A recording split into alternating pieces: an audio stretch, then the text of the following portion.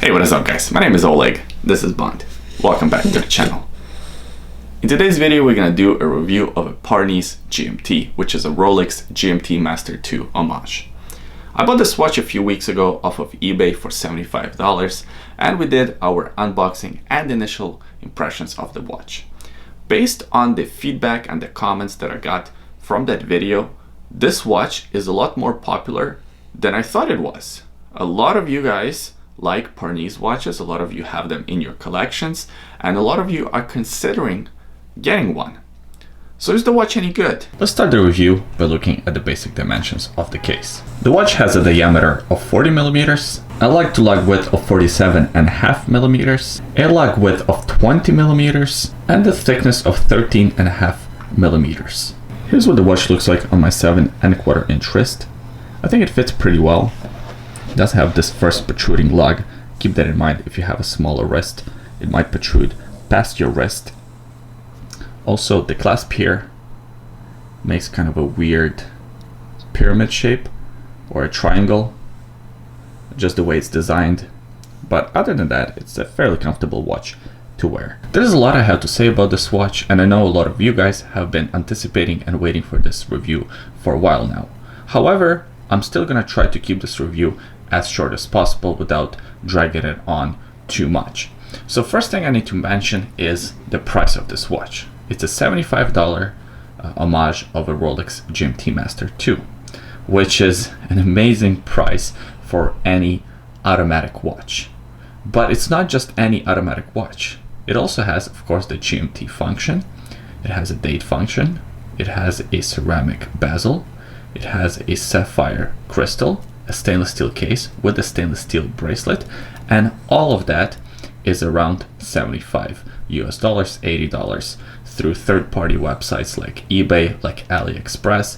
And you can even buy this watch through Parnis website directly, and they claim on their website that this watch is available in two different qualities. One is the one that they kind of keep for themselves and they sell through their website directly to consumers. That's a higher quality watch. And the second quality is what I am holding in my hand, kind of a lower quality product, and that's what they supply to resellers like eBay, like AliExpress. So when you buy these cheaper Homage watches, you buy the worst quality one, and if you buy directly from Parnis, you have to pay a little bit more. So I think through their website, the higher quality watch is $150, but they claim it is higher quality. Now, my advice to you would be not to spend the extra money. Now, I'm not an expert on Parnis watches by any stretch of imagination. I don't know much more than a lot of you guys, but what I have is the resource of you guys. And on the unboxing video of this watch and through private messages, a lot of you gave your feedback about these watches. And just based on the feedback that I get from you, it seems like there's not a huge difference in terms of the quality between the higher end model, the more expensive model, the model that costs twice as much as this, and this model here. So I would suggest save your money and go for the cheaper model if you are going to buy one of these watches. Another thing that I want to address in this review is my initial impression and reaction to this watch when I did the unboxing video. A few weeks ago, I did an unboxing video for the watch and gave you my initial impressions, just opening the box and holding the watch in my hand for the first time.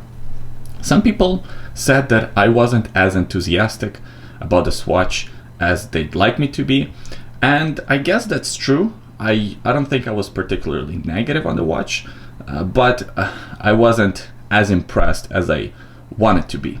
And I guess that comes down to the expectation. I think I hyped myself up a little bit too much for this watch because so many people were recommending it. So I think my expectations were way too high, and no watch for under $100 would have fulfilled that expectation. But that's on me. I think this watch deserves a lot of praise, but it's not a perfect watch. So a lot of negatives that I mentioned in the unboxing are still here, but here I'm going to explain them to you in depth. I took my time with this review. I didn't want to do it right away. I wanted to spend some time with the watch, really test it out and give you my feedback as I find it. So first let's talk about the finishes. As I mentioned, it is a stainless steel case with a stainless steel bracelet. The case has a brushed polish on the top and a polished finish on the sides. The finish is okay. It's not that impressive. It's not like a finish that you're gonna hold in your hand. It's not a watch that you're gonna hold in your hand and be right away blown away with the level of finish. However, for $75, it's pretty amazing what you can buy. And you will hear this phrase over and over in this review because it truly is amazing. You can get a watch like this for $75. The watch also comes with the stainless steel bracelet, the same finish, brushed on the top, polished on the sides, all solid links with solid end links, and it even has screw-in pins. The clasp has 3 micro adjustments, which is a welcomed addition. It's a engineered clasp, and it folds over like so, and has 2 release buttons for the release. Now, I didn't really like this clasp in the unboxing, and I still don't really like it. First of all, the clasp design, it's very thick. I understand that it's a $75 watch, so you can't expect too much, but still it could have been improved. Look at this portion here. It kind of protrudes when you wear it on your wrist, as you saw earlier. So it doesn't look very nice on the wrist or off the wrist. It also creates this kind of a gap here. So it's not very well engineered. The release mechanism is okay. Sometimes you see I'm pressing, but it doesn't release. Like you have to press really hard on it to release. I guess that's good. It feels secure on the wrist, but this could be improved again. And you see this time it just came out really easily. So it's kind of hit or miss with that. There's some decoration on the inner portion of this clasp, which is nice. And kind of the last negative with this clasp is this writing Parnis across this clasp. A lot of people had questions about this. I don't like when watches or watch companies have their logo or the writing done this way. I always prefer it to be this way.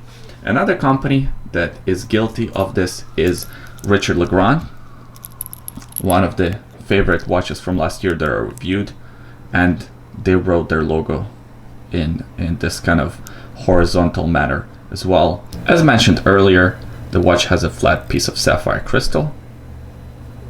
It's done pretty well. There is a little bit of a gap or separation between the bezel and the crystal, but it's not too bad. It actually looks really nice. Well done, Parnis. It also has this cyclops by the 3 o'clock position. That's where the date window is. That's done all right. It magnifies well enough, but honestly, I would prefer that cyclops to be gone. I think without it, the watch would look a little bit more aesthetically pleasing. The watch has a ceramic bezel insert. The bezel insert looks really nice. It's a nice feature, especially for a watch under $100. A lot of much more expensive watches don't have ceramic bezel inserts, so this is very impressive. The bezel aligns perfectly, and there's no backplay. It's fairly solid in terms of no backplay. However, I do have a negative about the bezel action, and it's just how easy it is to turn. I tested this watch over several weeks, and I can't tell you the number of times. Pretty much every time I would put this watch on and do any activity other than sit at the desk, the bezel would turn, because just look how easy it is to turn this bezel. Not a huge deal, because I guess this is not a diver watch, it's a GMT, so you can just always fix it, but it is a bit annoying looking down at your watch and your bezel looks like this or something. So that's a bit of a negative for me. I wish it had much more resistance. Also, the bezel action is not that satisfying. It's very hard to convey through the camera, but it doesn't feel good. It feels and sounds cheap. Well, because it is cheap. A lot of you are probably wondering, does the GMT function on an automatic GMT watch under $100 actually work? And I'm pleased to say it does. It works as intended. And the movement itself is actually really accurate. I'm getting plus 16 seconds per day. I mean, it's not fantastic, but again, for a watch under $100, That's really good. I'll take that all day. The movement powering this watch, I believe, is the DG3804 movement, a Chinese movement. And as I said, the movement is accurate. To operate it, you unscrew this screw down crown. It's signed with the Parnis logo. The crown is of course at the 3 o'clock position. So you unscrew it as so. The thread on the crown is not fantastic. Again, it feels a bit cheap, but that's fine. The movement does have hand winding, which is good to see. So first position, you change your date and you set your GMT hand. So when you rotate the crown upwards, that's how you change the date. When you rotate the crown downwards, that's how you set your GMT hand. Now usually in a GMT watch, the hand would jump in hour increments. This one here, you can set in between hours. So some people take that as a positive, some people take that as a negative.